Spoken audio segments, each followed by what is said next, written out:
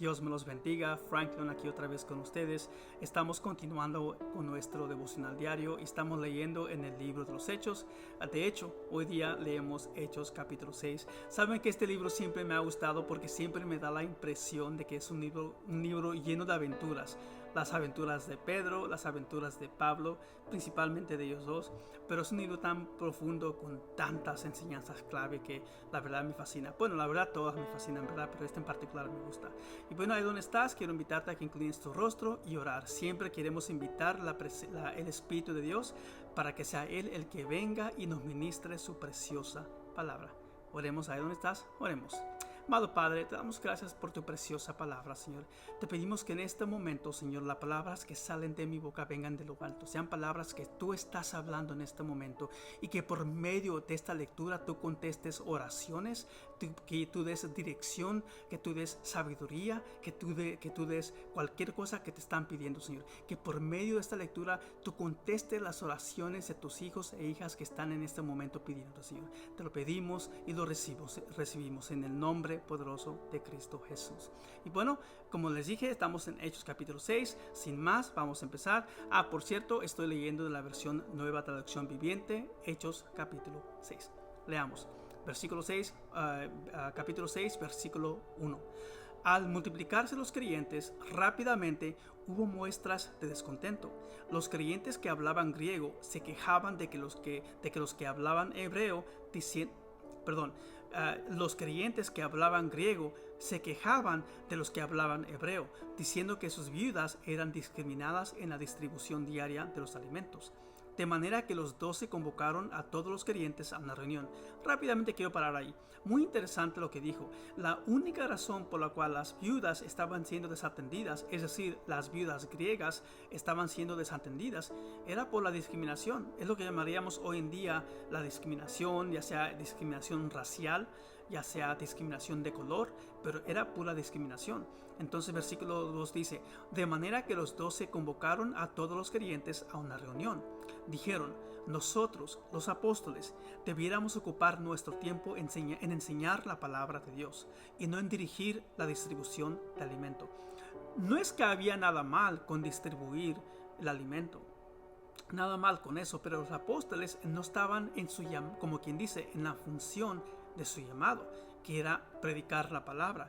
Y no hay nada mal en ayudar, pero a veces lo que pasa es que a veces uno estando en el ministerio se distrae demasiado. Nos convertimos en Marta y más en Marta y menos en María. Empezamos a trabajar y trabajar, pero se nos olvida pasar tiempo con Dios.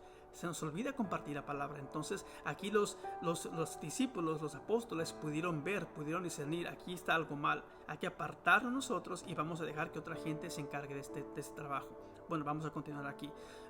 Versículo 3. Por lo tanto, hermanos, escojan a 7 hombres que sean muy respetados, que estén llenos del Espíritu Santo y de sabiduría. A ellos les daremos esa responsabilidad. Interesante, dice, muy respetados, que sean de buena reputación, que la gente conozca, que la gente sepa que son personas de carácter, de reputación y que estén llenos del Espíritu Santo. Llenos del Espíritu Santo y llenos de sabiduría.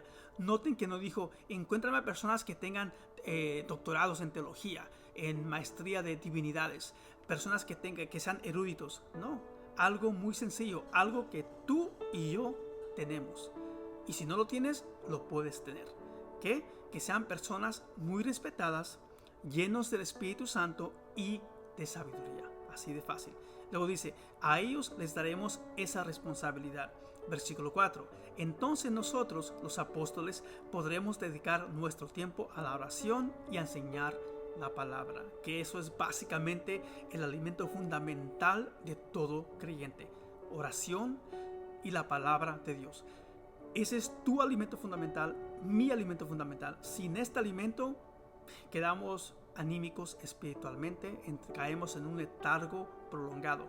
La oración, lo que es la oración y la palabra de Dios es nuestro alimento fundamental. ¿Qué es oración? Es yo hablando con Dios. ¿Qué es la palabra de Dios? Es Dios hablando conmigo. Es lo que declaramos cada domingo, ¿no? Esta es mi Biblia, es Dios hablando conmigo y la oración es yo hablando con Dios. No se te olvide eso. Versículo 5 dice, entonces, a todos les gustó la idea y eligieron a Esteban, un hombre lleno de fe y del Espíritu Santo, a Felipe, a Prócoro, a Nicanor, a Timón, a Parmenas y a Nicolás de Antioquía. Si alguien está por tener un hijo, aquí tienes buenas elecciones para ponerle el nombre. Continuemos. Y Nicolás de Antioquía, quien anteriormente se había convertido a la fe judía. Estos 7 hombres fueron presentados ante los apóstoles, quienes oraron por ellos y les impusieron las manos. Así que el mensaje de Dios siguió extendiéndose.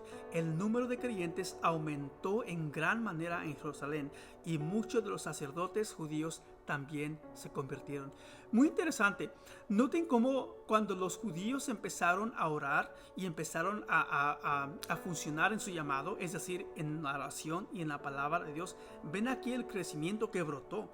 Empezaron a orar, dice en versículo 7, se los voy a releer.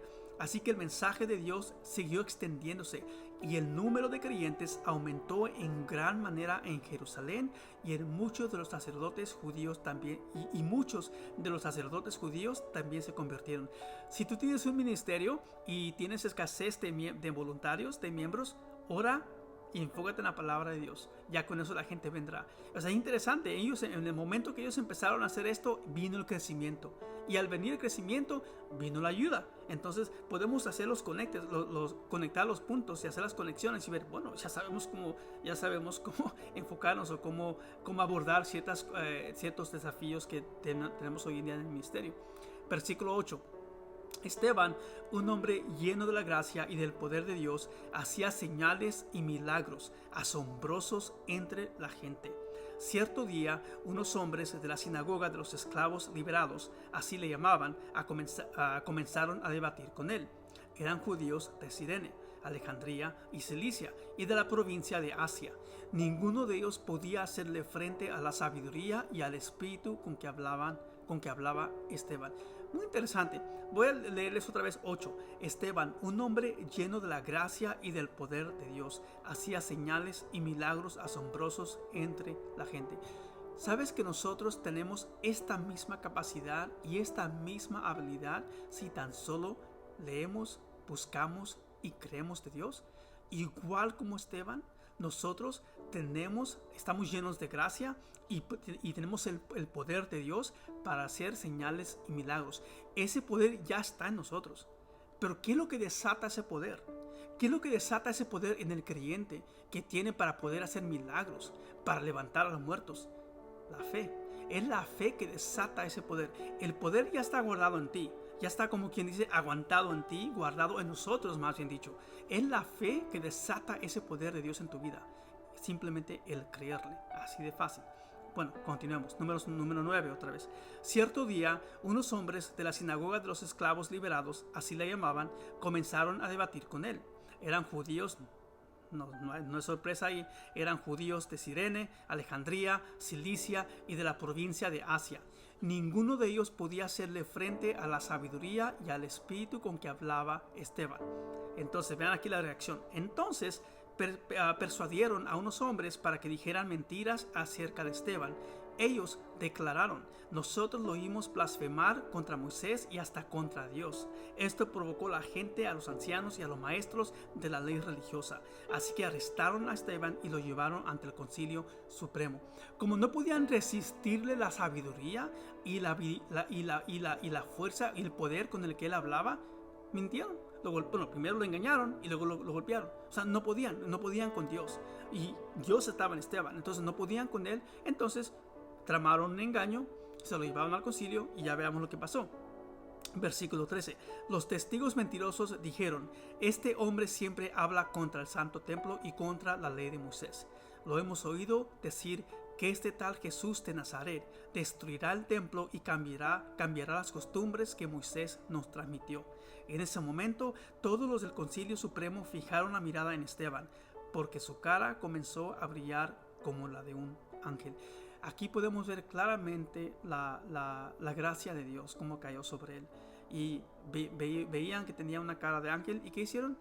Lo apedrearon. Bueno, en el próximo capítulo vamos a ver un poco más de eso, pero no podían resistirle. Entonces se enojaron, tramaron algún engaño, se lo llevaron al concilio y Es lo que pasó. Amados hermanos, los tiempos que estamos viviendo hoy día tenemos que estar nosotros espiritualmente audaces, velar y estar sobrios, porque estamos viendo cosas que se están levantando, pero gloria a Dios que tenemos un Dios todopoderoso, un Dios que se levanta y nos defiende a nosotros, y que nosotros también nos da la sabiduría y da la gracia para ser la luz del mundo y la sal de la tierra en medio de tinieblas y mucha oscuridad en este mundo. Bueno, gracias por unirse con nosotros esta mañana. Te invito a que regreses mañana a la misma hora, a las 10 a.m., en lo que otro siervo o sierva estará compartiendo la preciosa palabra de Dios. Dios te bendiga.